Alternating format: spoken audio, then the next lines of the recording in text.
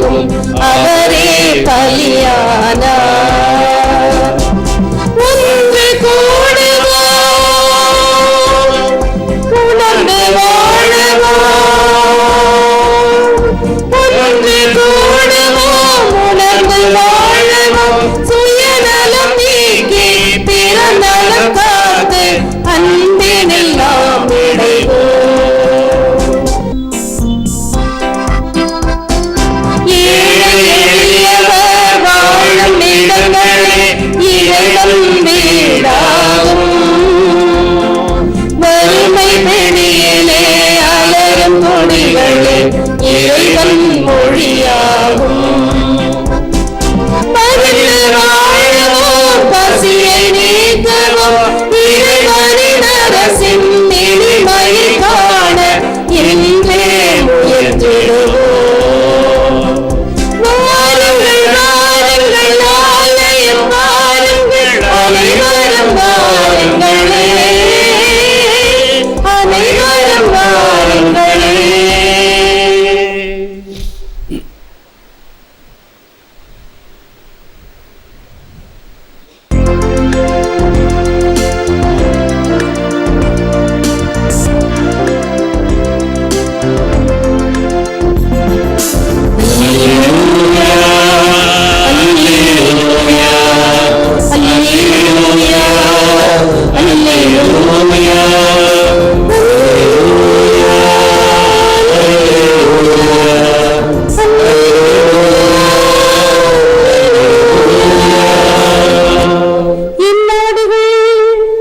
எனது குரலுக்கு செவிசாய்க்கின்றன, எனக்கும் அவற்றை தெரியும், அவையும் என்னை பின்தொடர்கின்றன என்கிறார் ஆண்டவர். அல்லேலூயா, அல்லேலூயா. ஆண்டவர் உங்களோடு இருப்பாராக. புனித யோவான் எழுதிய நற்செய்தியிலிருந்து வாசகம். அதிகாரம் 10 திருவசனங்கள் 22 30 வரை. அக்காலத்தில் எருசலேமில் கோவில் அர்ப்பண விழா நடந்து கொண்டிருந்தது. அப்பொழுது குளிர்காலம். கோவிலின் சாலமோன் மண்டபத்தில் இயேசு நடந்து கொண்டிருந்தார். யூதர்கள் அவரை சூழ்ந்து கொண்டு, இன்னும் எவ்வளவு காலம் நாங்கள் காத்திருக்க வேண்டும்? நீர் மெசியாவானால் அதை எங்களிடம் வெளிப்படையாக சொல்லிவிடும் என்று கேட்டார்கள். இயேசு மறுமொழியாக, நான் உங்களிடம் சொன்னேன், நீங்கள் தான் நம்பவில்லை. என் தந்தையின் பெயரால் நான் செய்யும் செயல்களே எனக்கு சான்றாக அமைகின்றன.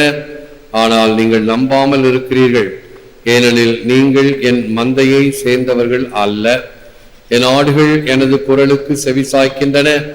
எனக்கும் அவற்றை தெரியும், அவையும் என்னை பின்தொடர்கின்றன. நான் அவற்றுக்கு நிலை வாழ்வை அளிக்கிறேன், அவை என்றும் அழியா. அவற்றை எனது கையிலிருந்து யாரும் பறித்து கொள்ள மாட்டார். அவற்றை எனக்கு அளித்த என் தந்தை அனைவரையும் விட பெரியவர். அவற்றை என் தந்தையின் கையிலிருந்து யாரும் பறித்து கொள்ள இயலாது. நானும் தந்தையும் ஒன்றாய் இருக்கிறோம் என்றார். இது கிறிஸ்து வழங்கும் வாழ்வு தரும் நற்செய்தி. I know the sheep and they follow me. யோவான் 10:27. எனது ஆடுகளை எனக்கு தெரியும், அவையும் என்னை பின்தொடர்கின்றன. இயேசுவில் அன்பான சகோதர சகோதரிகளே, அன்பான தொலைக்காட்சி நேய விசுவாசிகளே, believers recognize the voice of Jesus amidst all voices, distinguish the true voice from the false truth from falsehood. அர்த்தமில்லா சந்தடிகள் மத்தியில் விசுவசிப்போர் ஆண்டவர் இயேசுவின் சந்தத்தை இனம் கண்டுகொள்வர். தவறான கருத்துக்களில் இருந்தும் தப்பறைகளிலிருந்தும் உண்மையான குரலை உணர்வர். ஒரு ஆங்கில நாவல் ஒன்று இருக்கிறது, ஃபார் ஃப்ரம் த மேடனிங் கிரவுட் என்று ஒரு நாவல். இந்த உலகம் சந்தடி நிறைந்தது, சத்தங்கள் நிறைந்தது, கூச்சல்களும் குழப்பங்களும் நிறைந்தது. இதன் மத்தியில் எப்படி நாம் நம்முடைய கவனம் சிதறாமல், நோக்கம் பிசுறாமல், ஆண்டவர் பால் அவருடைய குரலை கேட்டு நடப்பது எப்படி? கொஞ்சம் கூட இழுபறி இல்லாமல், இந்த பக்கம் அந்த பக்கம் என்ற ஊசலாட்டம் இல்லாமல் ஆண்டவருடைய குரலை கேட்பது எப்படி? ரேடியோன்னு ஒரு சில பேர் வச்சிருக்கிறோம். அந்த ரேடியோவில் அந்த ஸ்டேஷன் நமக்கு வேண்டுமென்றால் ஃபைன் டியூனிங் செய்வோம். ஃபைன் டியூனிங் என்பது வேறு எந்த சந்ததி இல்லாமல் தெளிவாக கேட்க வேண்டும் என்று விரும்புவதினால், அப்படி ஒரு சாதாரண ஒரு ரேடியோவில் வரக்கூடியவைகளை நாம் தெளிவாக கேட்க விரும்பும் பொழுது, ஆண்டவருடைய குரலையும் தெளிவாக கேட்கக்கூடிய வழிவகைகளையும் பழக்கத்தையும் வழக்கத்தையும் நாம் ஏற்படுத்தி கொள்ள வேண்டும். நான் அடிக்கடி நிறைய இங்கே எழுதி வச்சிருக்கிறேன், பார்த்தீங்களா? அதெல்லாம் பார்ப்பவர்கள் கண்களிலே ஒரு எண்ணத்தை உருவாக்கும். இப்போ இந்த பிஷப் ஹவுஸ் படிக்கட்டு மேலே ஏறி திரும்புகிற இடத்துல ஒரு படம் போட்டிருந்தாங்க முன்னாடி. என்ன படம்? அதில் என்ன இருக்கும்? If you to not understand my silence you will not understand my words. என்னுடைய மௌனத்தை நீ புரிந்து கொள்ளாவிட்டால் என்னுடைய வார்த்தையும் நீ புரிந்து கொள்ள மாட்டாய். ஆண்டவர் மௌனத்திலே, அமைதியிலே நம்மோடு பேசுகிறார். 10 நாய்களை ட்ரெயின் பண்ண மனுஷன் ஒரு நாயும் பேர் சொன்னா படிக்கட்டு மேல ஏறி வருது. ஒரு 10 படிக்கட்டு, மீதி 9 நாய் காத்திருக்குது. அடுத்த நாய் பெயர் சொல்றாரு, அடுத்த நாய் வருது. 10வது நாய் தன்னுடைய பெயர் சொல்லும் வரைக்கும் காத்து கொண்டிருந்து அதன் பெயர் சொன்ன பிறகு வருகிறது. ஒரு மிருகத்தை, பேச முடியாத ஒரு ஜீவனை இப்படி பழக்க முடியும் என்றால், இறைவன் நமக்கு கொடுத்திருக்கக்கூடிய ஞானம், பேச்சு வல்லமை, அறிந்து கொள்ளுகின்ற திறன், இவைகளை பயன்படுத்தி இன்னும் ஆழமாக செல்ல வேண்டுமே. அது உணராத வரை அவர்கள் அந்த நல்ல பழக்க வழக்கங்களுக்கு வருவது கடினம். Living Christ has 2 hands, one to point the way, 2 held out to help us along the way. உயிருள்ள கிறிஸ்துவுக்கு 2 கைகள் உண்டு. ஒன்று பாதையை சுட்டி காட்டும், இந்த வழியே செல். 2 ஆதரவு கரம் நீட்டி பிறருக்கு உதவி செய்து பிறரை நிலை வாழ்வுக்கு அழைத்து வருவது. உனக்கு அபயக்கரம், எழுந்திரு, அவிசுவாசியை மூழ்கிவிடாதே என்று எப்படி ராயப்பருக்கு அபயக்கரம் நீட்டி அவர் நீரில் மூழ்குவதை தடுத்து தூக்கினாரோ, அப்படி அபயக்கரம் கொடுப்பது இயேசுவினுடைய கரம். இன்னொரு நிகழ்ச்சியும் நான் சொல்வது உண்டு. 2வது உலகப் போரிலே ஒரு கிராமத்தில் இருக்கக்கூடிய பங்கு கோயிலுக்கு வெளியே இறுதி ஆண்டவர் சுரூபம் 2 கரம் விரித்து இருக்கிறது. விழுந்த குண்டிலே 2 கரங்களும் உடைந்து விட்டன. சுரூபம் மட்டும் அப்படியே நிக்குது. உடனே மக்கள் எல்லாம் நம் மீது விழ இருந்த இந்த குண்டை இயேசு தாங்கி கொண்டார். ஆகவே அவருக்கு நன்றி செலுத்த வேண்டும். என்ன செய்யலாம்? தங்கத்தாலா, வெள்ளியாலா, அல்லது வேறு ஒரு சுரூபமா எதையாவது வைக்க வேண்டும் இந்த உடைந்த சுரூபத்திற்கு பதிலாக. நீண்ட நேரம் பங்கில் இருக்கக்கூடியவர்கள் எல்லாம் கலந்து பேசினார்கள். இறுதியில் எடுத்த முடிவு என்ன தெரியுமா? அந்த சுரூபம் அப்படியே இருக்க வேண்டும்.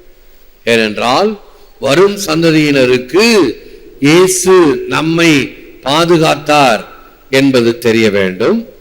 அத்துடன் உனக்காக நான் என் கைகளை இழந்தேன், நீ தான் என் கை, உன்னுடைய கரங்கள் தான் எனக்கு கரங்களாக செயல்பட வேண்டும். எவ்வளவு தூரம் அர்த்தத்தை தரக்கூடிய வகையில் அமைந்தது பாருங்கள். நமது நற்செயல்கள் வழியாக நாம் கிறிஸ்து அவர்கள் என்பதை காட்ட முயல்வோம். முதல் முறையாக கிறிஸ்துவர்கள் என்று அழைக்கப்பட்டது எப்பொழுது என்பதை முதல் வாசகத்திலே படிக்க கேட்போம். கிறிஸ்து அவர்கள், கிறிஸ்து என்னில் வெளிப்படுகிறார், நான் கிறிஸ்துவை பிரதிபலிக்கிறேன், நான் கிறிஸ்துவை சான்று பகர்கிறேன், என்னை பார்ப்பவர் கிறிஸ்துவை பார்க்கிறார் என்பதுதான் நாம் காட்ட வேண்டிய நல்ல சான்று. Do all the good you can, by all the means you can, in all the ways you can, at all the times you can, as long as ever. நல்ல ஒரு விழுமியம். நல்லதை செய்வோம். எப்பொழுதெல்லாம், எப்பொழுதும், எல்லா வழிகளிலும், எல்லா நேரத்திலும், எல்லையில்லா வழிகளில் எவ்வளவு தூரம் முடியுமோ அவ்வளவு தூரம் செய்ய வேண்டும். ஏதோ கடமைக்கு ஒப்புக்கு செய்ய வேண்டுமே என்று அல்ல, முழுமையான கவனத்துடன், டோட்டல் இன்வால்வ்மெண்ட், அதுதான் நமக்கு வேணும். அன்பான மக்களே, அன்பான தொலைக்காட்சி விசுவாசிகள், இது டோட்டல் இன்வால்வ்மெண்ட். ஒரு காரியம் செய்தால் அதை எவ்வளவு தூரம் சிறப்பாக செய்ய முடியும். அது 5 நிமிடமாக கூட இருக்கலாம், ஏன் 1 நிமிடமாக கூட இருக்கலாம். ஆண்டவருக்கு கொடுக்கக்கூடியது. அதிலே இன்னும் என்னுடைய சிறப்பை, கவனத்தை கொடுக்க வேண்டும். கொடுக்கிறோமா? ஏதோ ஒப்புக்கு சப்பானி. அதனாலதான் ஒரு சிஸ்டரை என்னால மறக்க முடியாது. ஆராதனை கோவில் அங்கே பசிலிக்காவில் இருக்கும்போது அந்த பாட்டு கிளாஸ் எல்லாம் கொஞ்சம் மாற்றி அமைச்சு, ஆராதனைக்கும் பாடுற மாதிரி இருக்கட்டும், பூசைக்கும் பாடுற மாதிரி இருக்கட்டும், இப்படி செய்யலாம் அப்படின்னு கலந்து ஆலோசிப்பேன் எந்த காரியங்களை செய்தாலும். ஏனென்றால் பிறரிடம் இருந்து இன்னும் நல்லவைகள் வரலாமே. ஒன்றும் இல்லை, நல்ல கருத்துன்னு சொல்லும்போது, ஒரு இன்ஜினியர், மெக்கானிக்கோட இன்ஜினியர் சொன்னாதான் பொருந்தும். அவரு கார் தனியா ஓட்டிட்டு போறாரு. ஒரு கார் பஞ்சர் ஆயிடுச்சு. சரி, எடுத்து போல்ட் எல்லாம் கட்டிட்டு மாட்டலாமேன்னு சொல்லி மாட்டினா, கையில பத்திரமா வச்சிருந்த 4 போல்ட்டும் பக்கத்தில் இருக்கிற குட்டையில விழுந்துருச்சு. ஐயையோ, இது என்ன வம்பா போச்சே, இந்த குட்டையில மூழ்கி யாரு எடுக்க முடியும்? அப்ப அந்த பக்கம் ஒருத்தர் வந்தாரு, கொஞ்சம் அழுக்கு ஆடையோட வந்தாரு. இவர்கிட்ட கேட்போமே, ஐயா உனக்கு காசு தரேன், இந்த குட்டையில ஒரு 4 போல்ட் விழுந்துருச்சு, அதை எடுத்து போட்டா தான் நான் போக முடியும், அதை மூழ்கி எடுத்து கொடுக்குறாயா? அந்த ஆள் பாருங்க, சாதாரணமா நாம் எடை போடக்கூடாது, ஆளை பார்த்து உடையை பார்த்து எடை போடக்கூடாது. அந்த மனுஷன் என்ன தெரியுமா சொன்னா, அதை விடுங்க, மீதி 3 சக்கரத்துல 4 போல்ட் இருக்கு இல்லையா, ஒண்ணுலயும் ஒண்ணு எடுத்துக்குங்க, அந்த 3 போல்ட்டை இதுல போடுங்க, முடுக்கிக்கிட்டு பக்கத்து ஒர்க் ஷாப் வரைக்கும் போங்க, அங்க போய் மாத்திக்கிங்க. ஆட, இந்த ஐடியா எனக்கு தோணலையே. அந்த குட்டையில மூழ்கிதான் அந்த போல்ட்டை எடுத்தா தானே நான் போக முடியும் என்பது என்னுடைய எண்ணம். அவன் சுலபமான மாற்று வழியை கொடுக்கிறான் அல்லவா? இப்படித்தான் மனிதர்களுக்கு நிச்சயமாக இறைவன் கொடுத்த மூளையில மாற்று கருத்துக்கள் சொல்ல முடியும். நல்லதாகவும் இருக்கும், சிறப்பானதாகவும் இருக்கும், ஏற்றுக்கொள்ளலாமே அப்படின்னு சொல்லும் பொழுது, அதை கலந்து ஆலோசிக்கும் போது அந்த சிஸ்டர் சொல்றாங்க பாருங்க, என்ன ஃபாதர் ஒரு 5 நிமிஷம் ஆராதனை, அதுக்கு ஏன் ஃபாதர் இவ்வளவு மெனக்கெடணும்? என்னால் ஏற்றுக்கொள்ள முடியாது, ஜீரணிக்க முடியாது, மறக்கவும் முடியாது. எப்பொழுதெல்லாம் இப்படிப்பட்ட கருத்து வருமோ அதை சொல்வேன் நான். 5 நிமிஷம் இருக்கட்டுமே, அதை ஆண்டவருக்கு சிறந்ததாக கொடுக்க கூடாதா? சிறப்பானதாக செய்ய முடியாதா?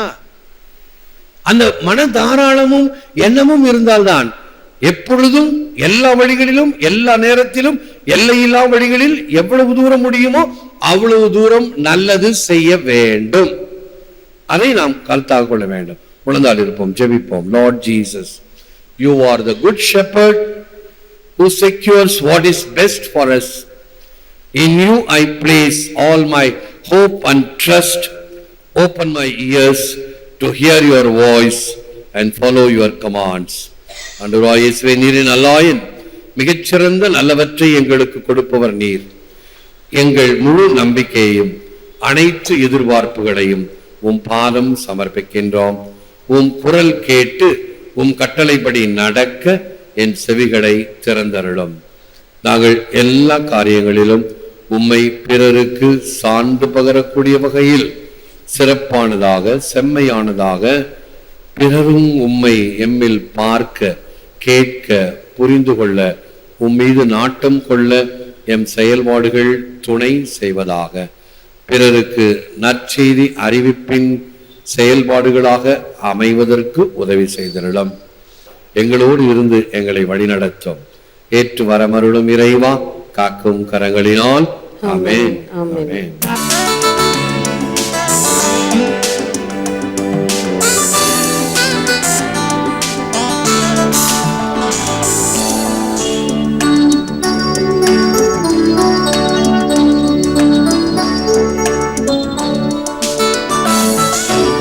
எல்லாம் வல்லவனே, இதோ எங்கள் காணிக்கை. இவை எல்லாம் ஏற்றிடுவே, இது எங்கள் கோரிக்கை. எல்லாம் வல்லவனே. பிதாசுதன் பரிசுத்த ஆவியின் பெயராலே ஆமென். இயேசுவுக்கே புகழ், மரியே வாழ்க. அன்பர்களே, ஒவ்வொரு வீடியோவின் கீழும் மறையுரை விளக்கங்கள் உள்ளன. படித்து பயன்பெறுங்கள். நன்றி. வணக்கம்.